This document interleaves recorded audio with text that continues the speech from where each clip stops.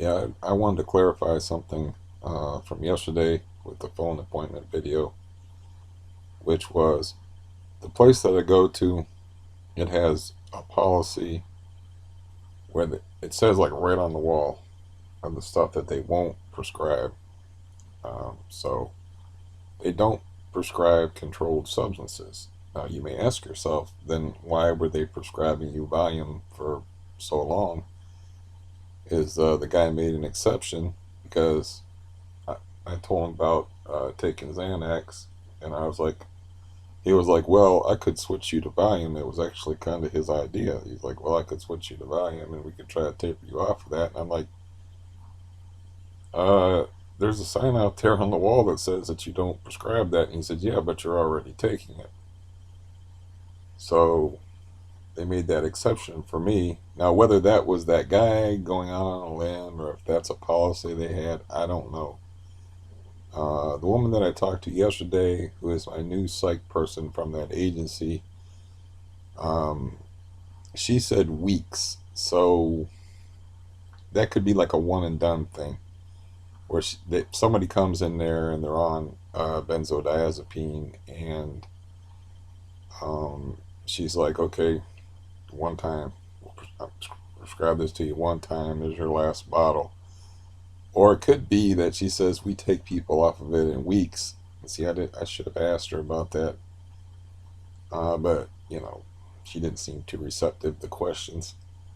Um, but it could be like that people go in there and they're like, well, I'm taking this stuff and I don't have anybody to prescribe it for me. Will you prescribe it for me? And she's like, nope.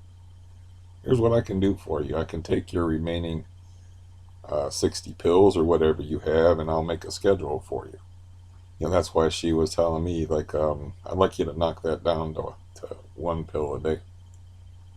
You know, none of that was planned or scripted, of course, or I would have lied like any sensible person would, and say that, well, my prescription bottle says that I'm taking it 3 times a day, so I guess I'm taking it 3 times a day, except I would do that in my head, of course. I don't even know what she asked me. I'm not going to go back and watch it again because, frankly, I still feel a little sick. It's just the aspect of CRPS, and it's a hard thing for somebody that doesn't have an autonomic disease to understand. But if I get aggravated, if I get really angry like that, it makes me sick, and I'm still feeling sick today, and it'll pass sometime today. But like yesterday, um, after that fiasco in the morning, and getting angry, I didn't eat until 5:30. So I was up at 7 in the morning, and I didn't eat till 5:30 at night. I just wasn't able to. So your autonomic nervous system is hooked into, I forget the name of the centers in your brain, but they're your centers that in your brain that process emotion. So if you fuck with my emotions, you fuck with my disease, and you make it worse, which people in my life either don't understand that or don't care. So, you know, it's like I'm not asking for special treatment or anything like that, or you don't have to walk on eggshells around me. Just don't fuck with my emotions. In other words, don't like give me a long, drawn out freaking explanation when all I need is a yes or no, because that was really aggravating to me. Somebody said something to me yesterday. Betty said, I can't believe you kept your cool through that. And it's like, it wasn't easy because I just want to say, would you just give me a fucking yes or no answer? It's all I want. You don't have yes or no. How is it you ask somebody, like, I just need a yes or a no, and then you're just sitting there listening to them for literally a minute and a half, blah, blah, blah, blah, blah, blah, blah. It's like, uh, I had to ask her that same question in so many different ways, and the only way I was able to pin her down was to say, so you're telling me I should take my remaining supply and taper out of that because I'm not going to get any more. I don't remember exactly what I said. Something like that. And she was like, yes. And then shut the fuck up. and then she was quiet and didn't go into the blah blah blah thing. It's like, yeah, okay. So I was thinking of something, and it's like, You know how they say the customer is always right? Well, the patient is always wrong, especially if you're a psychiatric patient. So if I lose my cool on the phone, like I did when I got off the phone, and I'm like, that doesn't make any fucking sense what you just said. Or like, take out the swear word. That doesn't make any sense what you just said. You know, instead, I said dependence and withdrawal, withdrawing are not mutually exclusive. But I get what you're saying, you know, because she was like mixing the two. I don't know, man. It was really hard to make sense of some of the shit that she was saying. But I knew that in other words, I knew that if I lost my cool, that it would just be like, this is another guy that's got emotional problems. They do sort of an ad hominem thing where they look at you instead of what you're saying. They're like, okay, a mental patient is saying this. They don't look at the words and separate the person from the words and like look at the words and be like, oh, okay, that kind of makes sense. The words of a man or a woman have to stand on their own merit. You know, people say consider the source, but that's just bullshit. It's like a bum on the street can say something that's true, and a guy in an ivory tower can be lying his ass off. So, the bum can be right, and the so-called successful guy can be wrong. You don't consider the source. Um, you can just consider the words that people say. But I understood, like, from early on in the conversation, what I was dealing with, and this is how. Is She said, imagine it from my point of view, having to tell people no, they can't have their benzodiazepines. That part's in, you know, parentheses because she didn't say that part of it, but that's what she meant.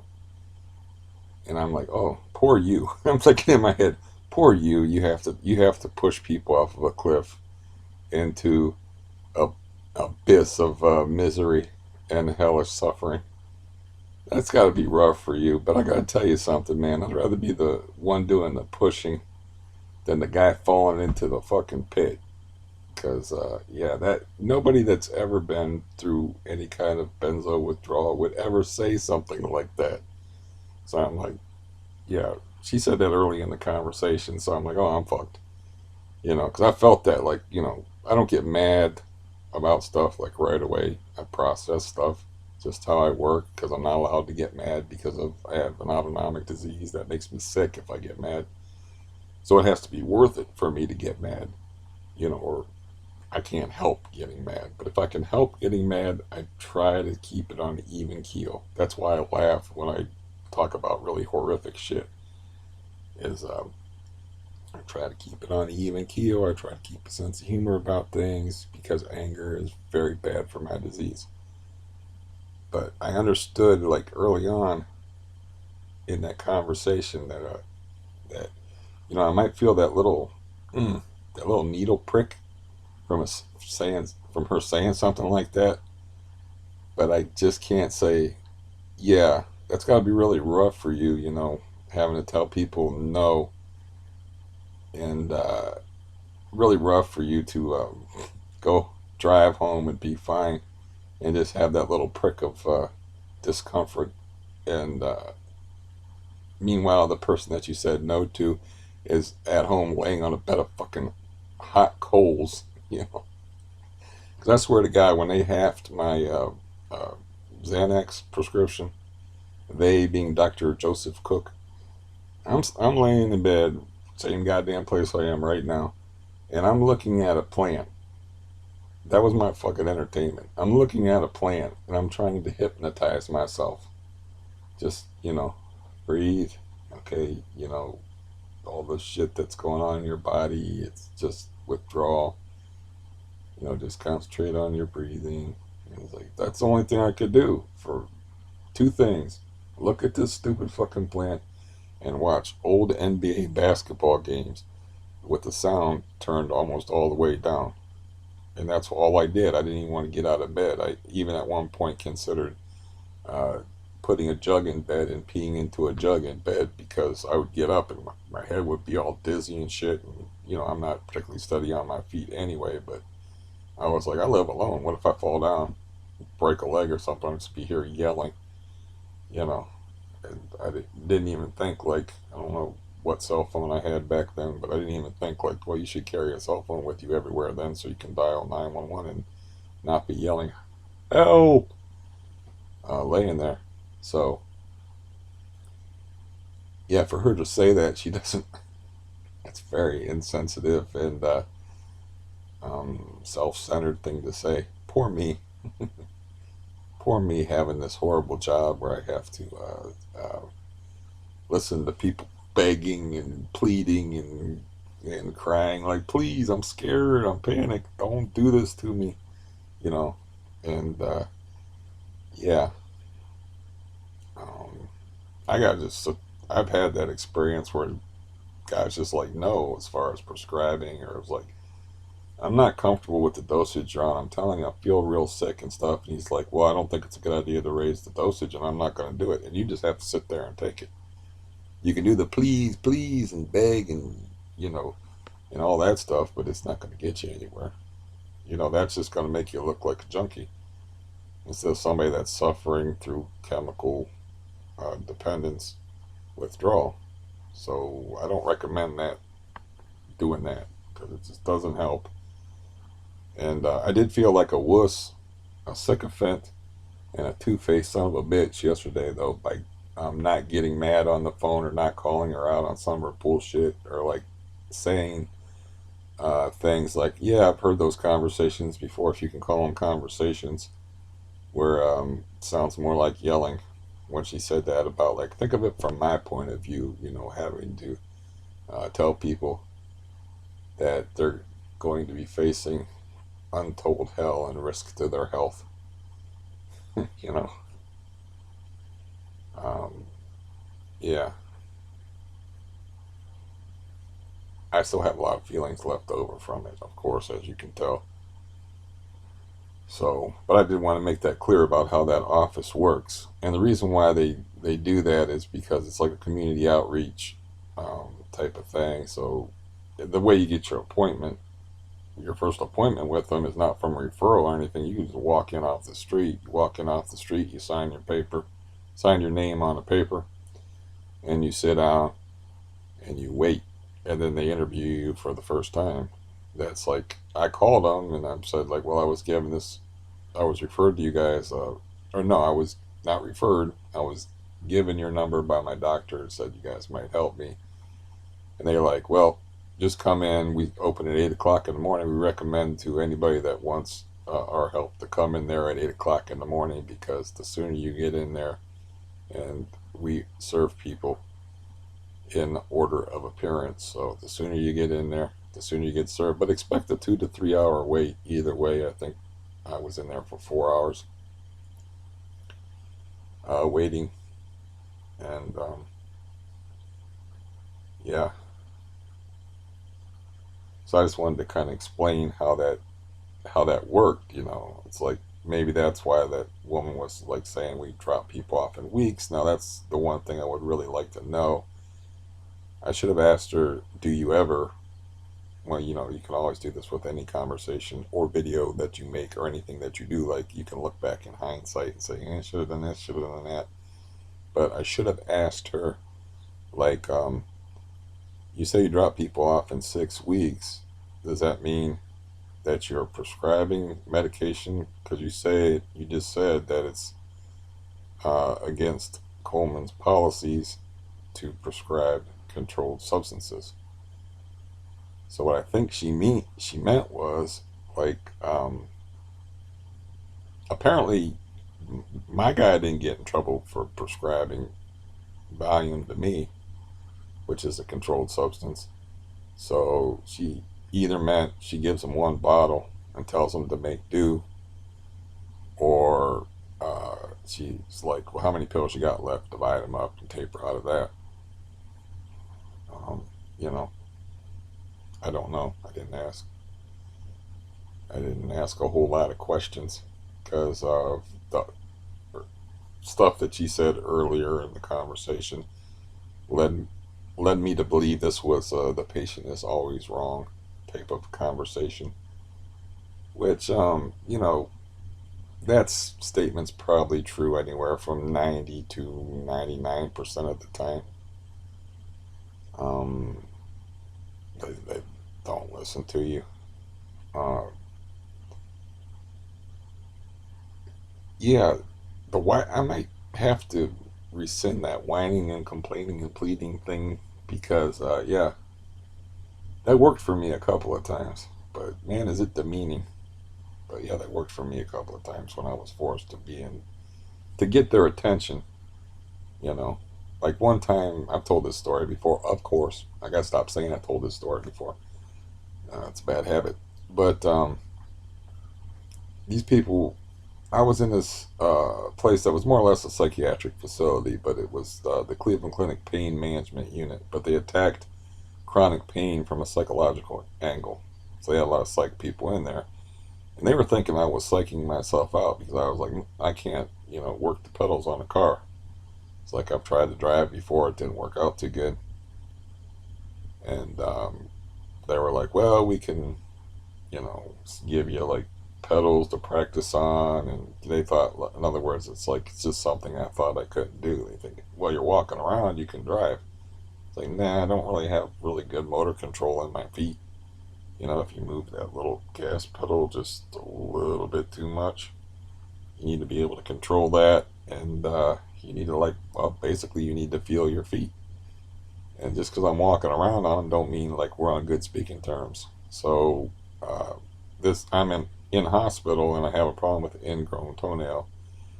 And I just got ingrown toenail surgery that morning, freshly cut, freshly cut. So, a few hours later, I'm in front of this intimidating panel of people in the white coats, right? And they're talking about me driving and why don't you drive? You're 21 years old.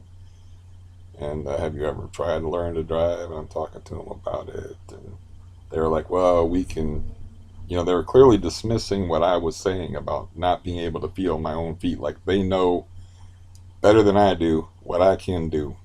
The patient is always wrong. So to illustrate the fact that, look, I can't feel my feet in the same fucking way that you do, I said, look, you got it in my chart, like right there, that I got ingrown toenail surgery this morning, right?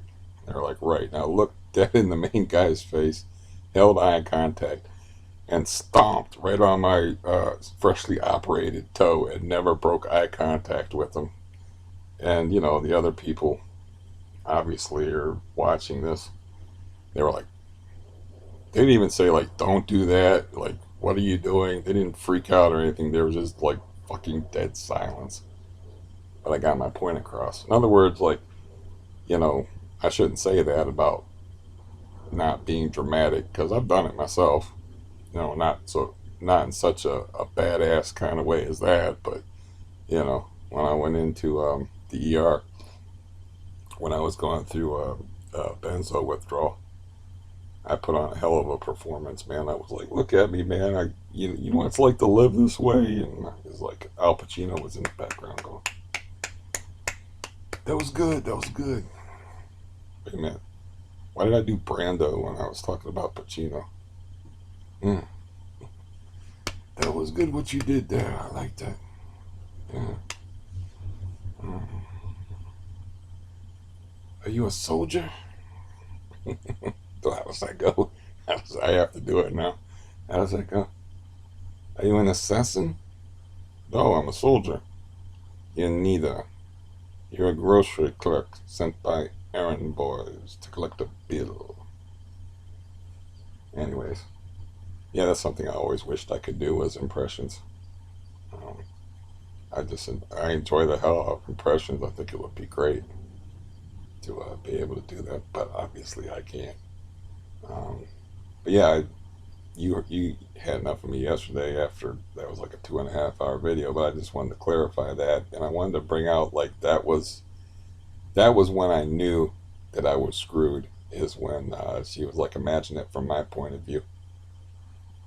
Mm, okay, how about you imagine it from our point of view as a patient?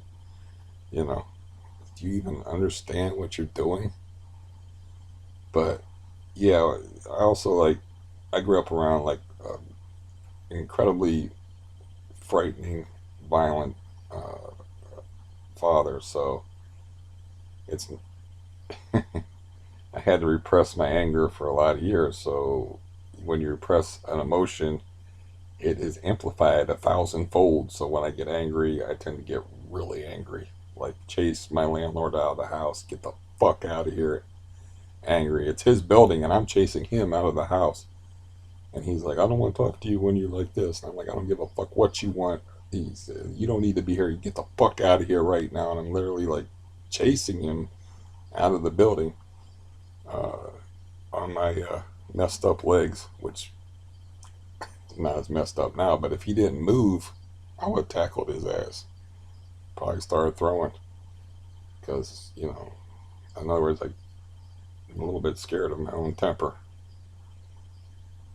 So, I was the closest I was to breaking on the phone yesterday is when she wouldn't give me a straight answer, though. I just want, because it was getting to be so frustrating. It's like a yes or no answer means just tell me yes or no. And then she finally cut it down to one or two sentences where she said, when I asked, like, so what I should do is take my remaining supply and taper and withdraw using that. And she's like, yes. And I'm like, oh, thank God that only took like 15 fucking minutes instead of the millisecond it takes to say yes or no. So, anyways, yeah. Oh, I think that, uh, yeah, I think I'll get off here. Like I said, that was enough of me yesterday. And, I get like this, like when I get mad, I'll have a couple of bad days where I won't feel very good. My stomach's unhappy right now. Um, yeah, so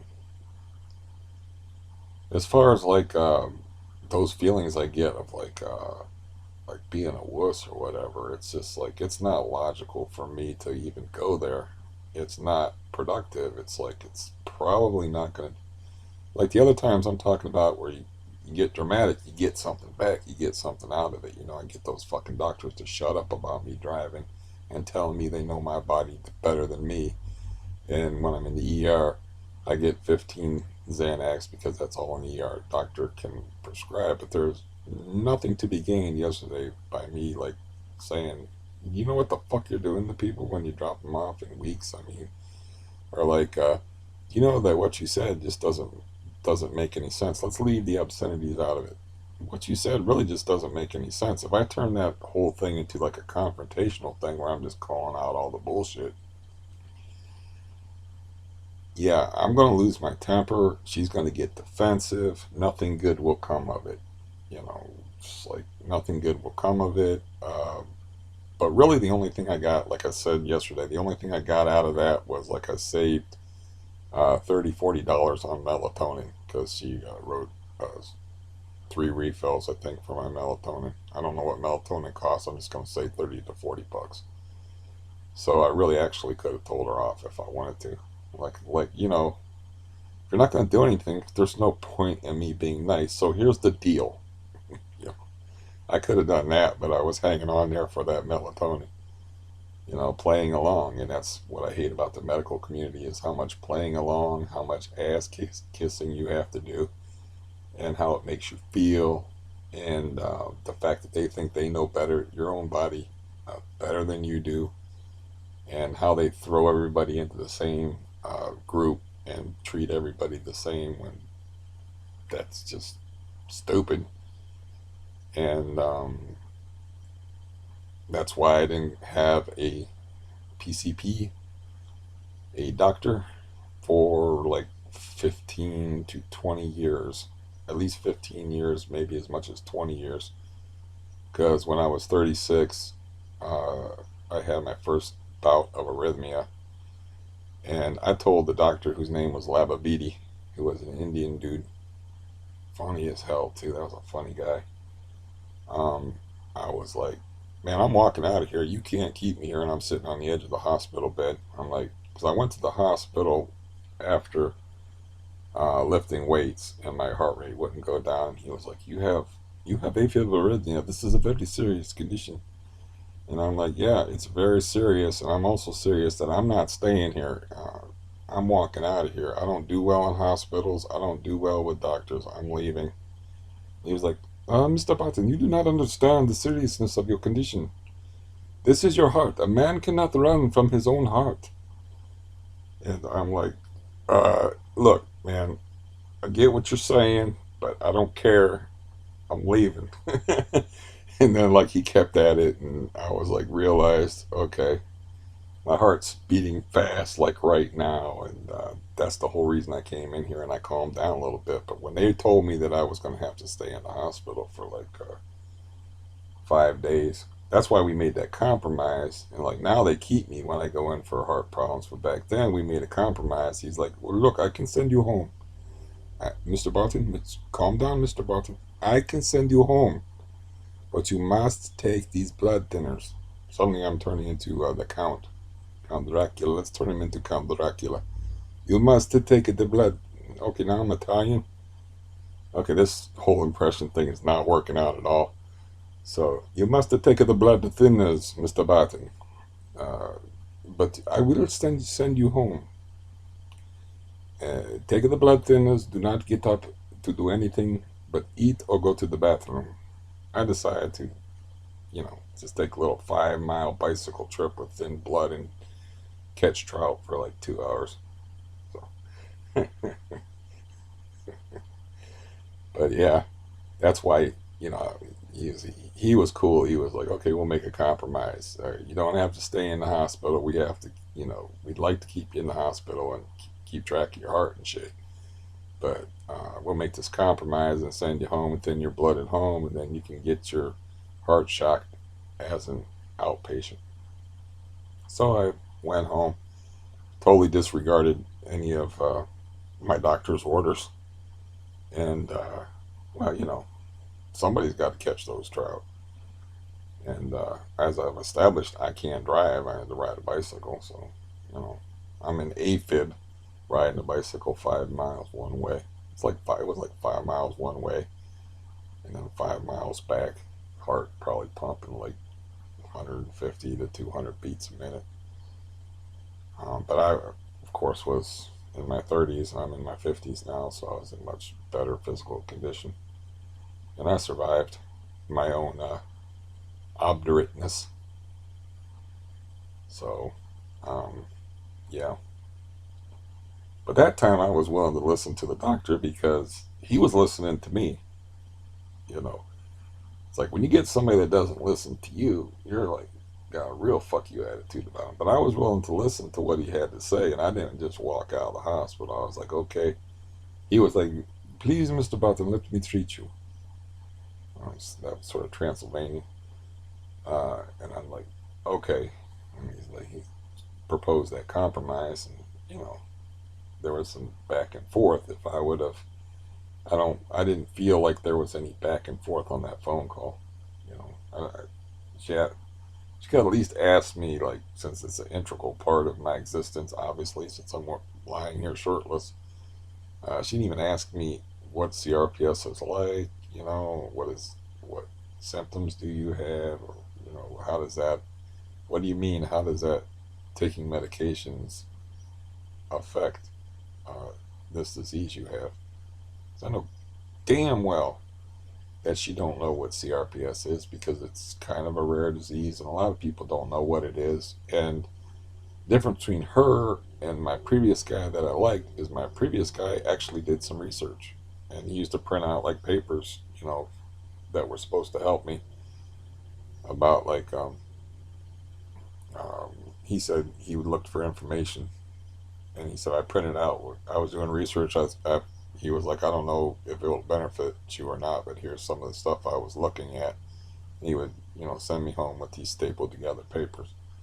In other words, he was actually interested in me as a person, and I wasn't just another patient. He was listening to what I was saying and stuff, and this person wasn't listening.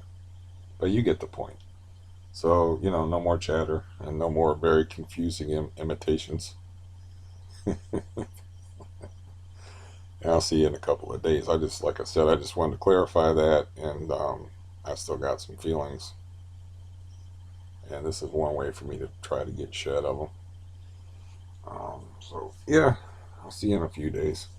So goodbye, and I hope those few days go work out well for you.